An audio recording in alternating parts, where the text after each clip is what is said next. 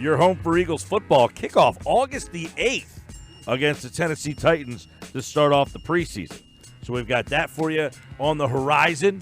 Looking forward to camp getting started. I think the Eagles have a lot of interesting angles. We had a good football conversation yesterday. We'll keep it going. Football at 4 is what we like to call it. John McMullen jumping on the Boardwalk Honda hotline, talking a little NFL. You know, John used to cover the NBA for a while, too. Yep. And I know, John, it's this time of the year where there was an NFL player, I guess it was J.J. Watt, who tweeted, like, how much is the going rate for a guy to get 6 fouls and miss 4 free throws a game, something like that.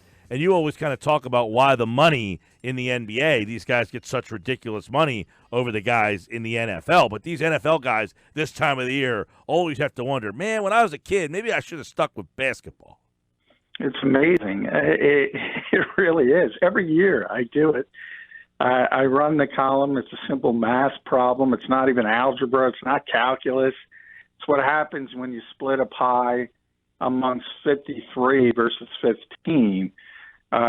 You're right. I mean, if you want to make the most money, you should probably play basketball because they're always going to make more money on a percentage standpoint. That's just the nature of it. And we're breaking it down, by the way. With 53, remember, there's a 10-man practice squad.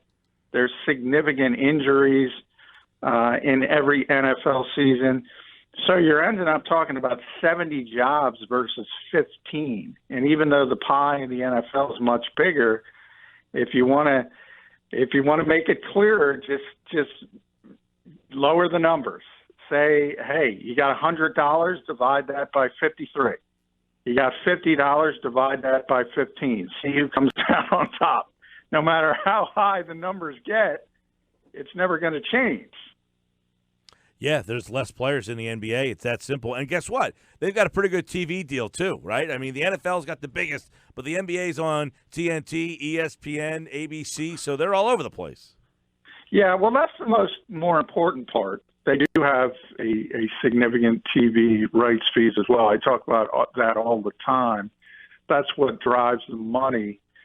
And I remember you mentioned J.J. Watt. Richard Sherman a couple of years ago was on that horse, and he said, we got to stick together as a union, and like the NBA players do. And I was covering the league at the time of the 2011 lockout.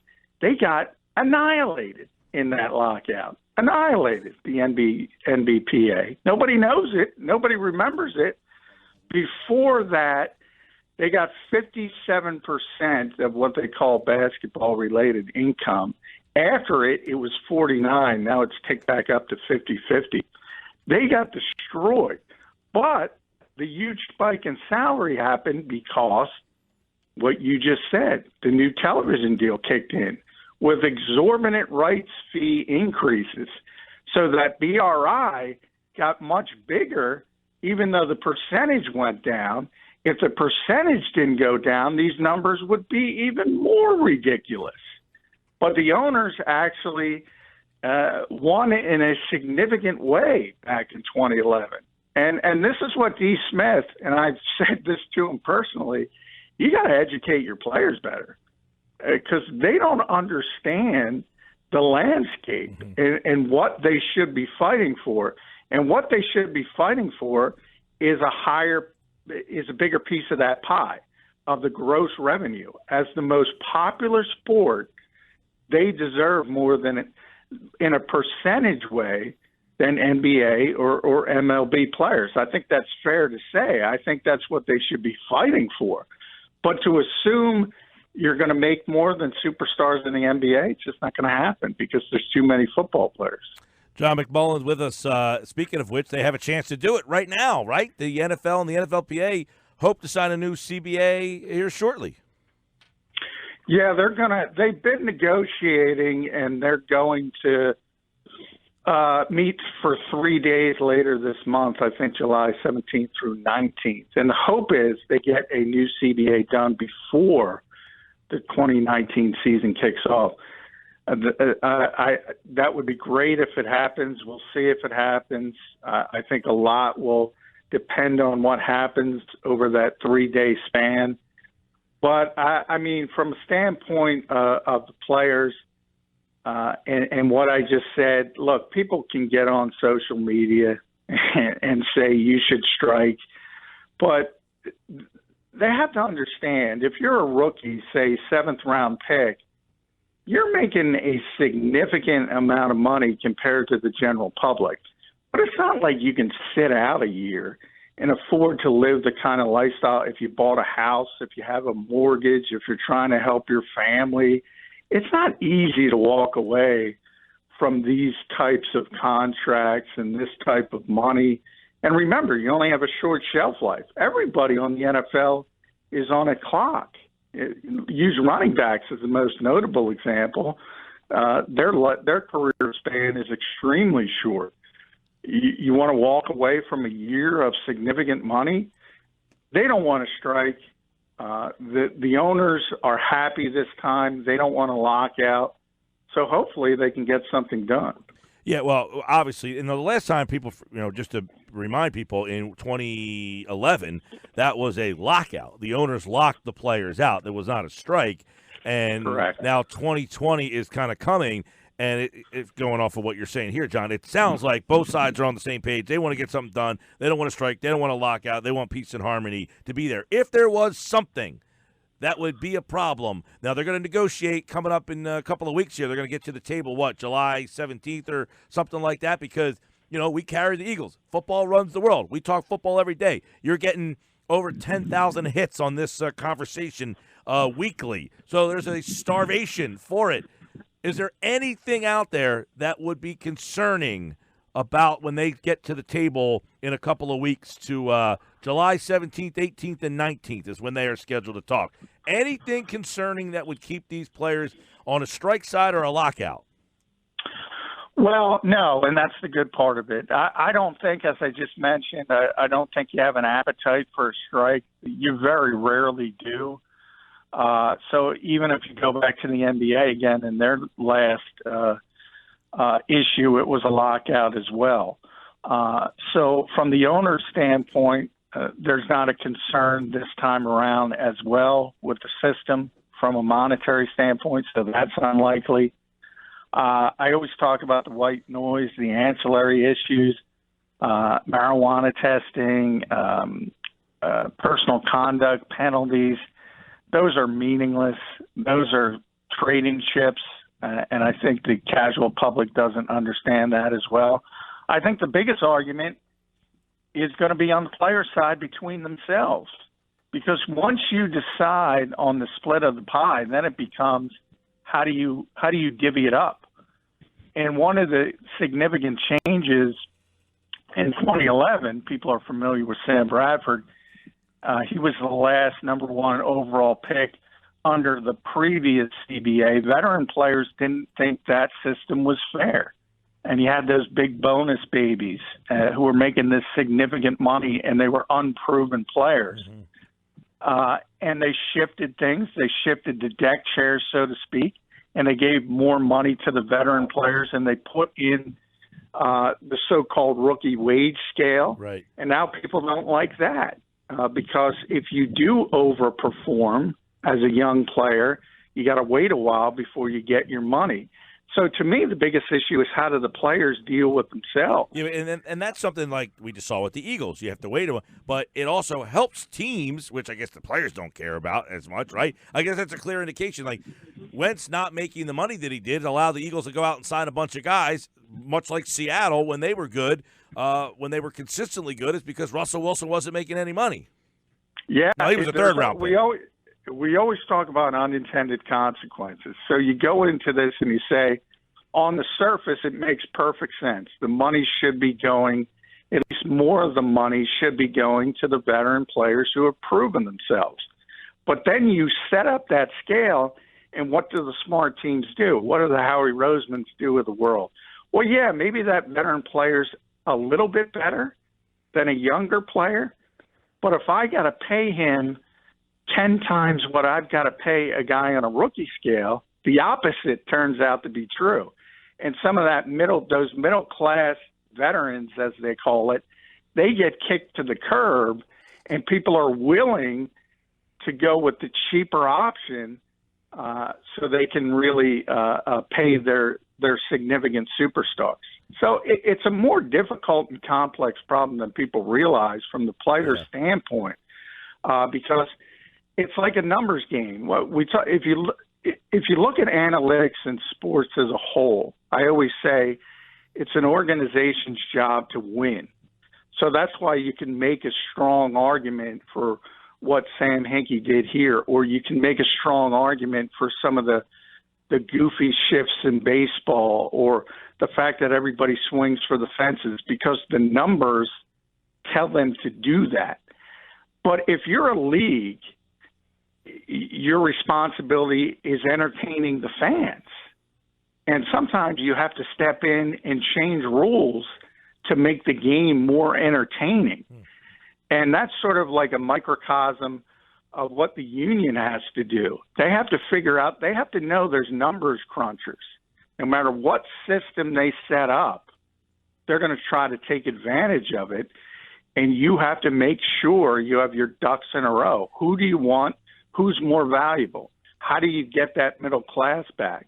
And like I said, I don't even have an answer to that. There's always going to be smart people who are finding out a way to count cards, so to speak. That is a whole discussion in itself on what rules we would want deleted from which sports in order to make that sport more entertaining and not, shift it over to somebody studying numbers, like the shift in baseball or whatever. I mean, nobody complains about playing three-point shot in basketball. Yeah, that three-point shot in basketball, right? Completely shifted the game. The shift, as you mentioned, in baseball.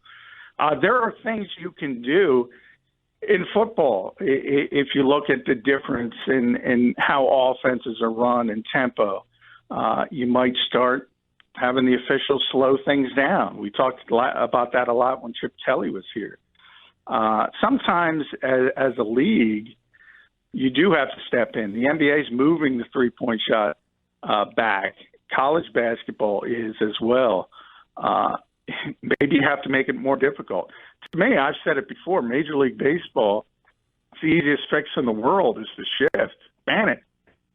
And you start getting back to what you had before. But for whatever reason, they've been hesitant to do that. John McMullen, Football at 4. What is this? One of the things I was reading, John, was that one of the key issues being discussed was the handling of stadium credits, that the NFL wants to push a significant amount of the money that currently is shared between owners and players to stadium construction and renovation projects. And the NFLPA is not willing to do that. So is that something that where the players make money off of when a team gets a new stadium or something like that? Well, a lot of the stadium issues are different depending on where it is. Some of them there's public subsidies. Some of them there isn't. Some of them there's much more significant public subsidies. So that's another sort of minutia point that you do have to glide through, and that's where maybe you trade something. And that's where stuff like personal conduct comes in and marijuana testing comes in, and you trade those things back and forth. But remember, when you talk about revenue as a whole and the piece of the pie, it's not significant enough to where I think they would strike over something like that. All right, a couple other things. I'm intrigued. I like these spring leagues and the ideas of them. XFL Commissioner Oliver Luck was speaking the other day, and he talked about recruiting and the quarterbacks, which I thought was kind of interesting. And, there was some talk that the XFL, that they would be interested in bringing in like big name guys. I say big name guys, but like a Geno Smith and Paxton Lynch. Those names were kind of, brought up. Do you anticipate guys who are backups or third string players maybe using the XFL if there is money there and say, you know what, I don't want to be the backup of the NFL. I can go play and go here to go get myself a look at the NFL again by playing rather than being the third string guy on an NFL team a better job? I think it would depend on the position.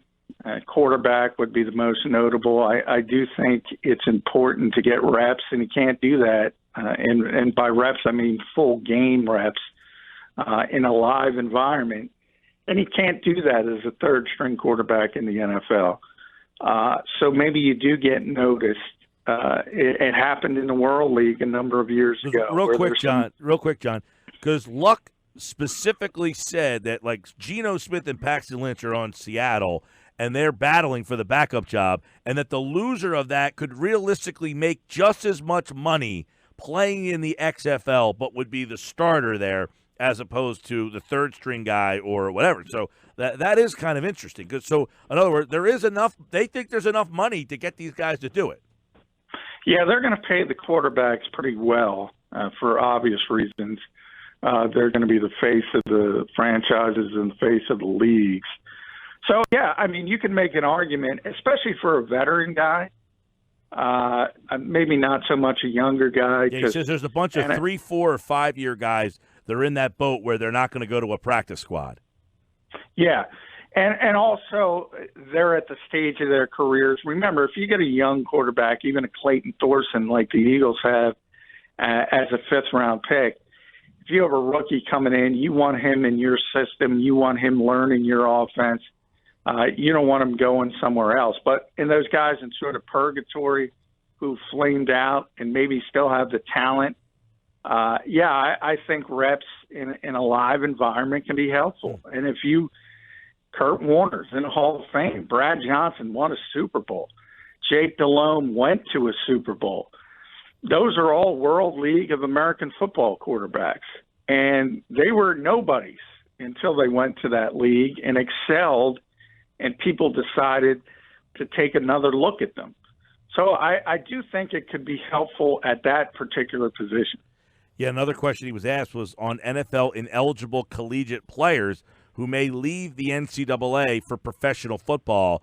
The NFL requires 3 years out of high school. The XFL, no prerequisite. You can play from right out of high school if you want to. Don't have to go to college. Can go right there. Now, he did say mentally, emotionally, they want to make sure that they're physically, mentally, and emotionally mature enough to play. But if you want to come make $60,000, our league is for you. So I know we've discussed this a little bit, but as this league maybe gains a little bit more, if they have players like a Geno Smith, a Paxton Lynch, or some higher profile quarterbacks, you wonder if you're going to start to see players say, I can make $60,000, not go to college, get into that league, and then maybe the NFL will scoop me up. So my question might be, is could the NFL, if you went, would the NFL be able to scoop you up, or would you still have to play the 3 years out of high school?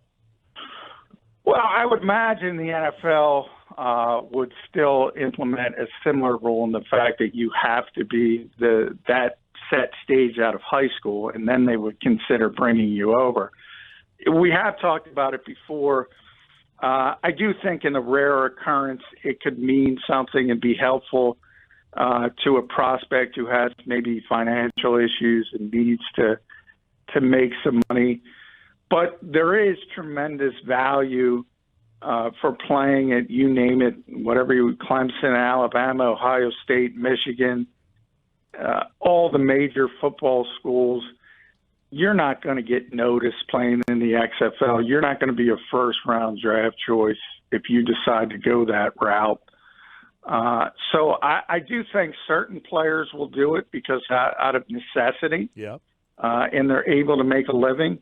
But I don't think it's going to be this huge groundswell of players. There's tremendous value playing in college football at a high level, and that's why the NFL hasn't really been all that gung-ho to set up a developmental system, because they already have a free one, and it's working out just fine for them. But that's so interesting when we're talking about, just getting paid, and like the NFL, you have to go play college football for 3 years. Meanwhile, the Yankees, I believe this morning or yesterday, signed a 16-year-old pitcher, and he's getting $1 million in the minors. So like that kid's going to get $1 million, and he still gets to go possibly off to school or be in the minors. And you can have a star quarterback at Clemson, and he has to go sit there for 3 years before he sees $1. Yeah, I mean, people like to talk about getting paid in college as well. There's a number of issues there. Title IX, for one, until you fix that, You can't even have the conversation, and I don't know how you fix that. But it's also an NCAA rule. It's not an NFL rule. And the NFLPA as well is involved in both sides. So I do think there's a lot of information, misinformation on those types of things. And then there's the game of football itself, and what Oliver Luck mentioned. Look, most high school kids aren't equipped to play professional basketball, but a lot are. And a lot have done it in past. You go all the way back to Moses Malone, who came straight out of high school, back when you were allowed to do that. One of the greatest centers of all time. People can do it. Football, it's less likely because there is a physical aspect to it. And there's a big difference,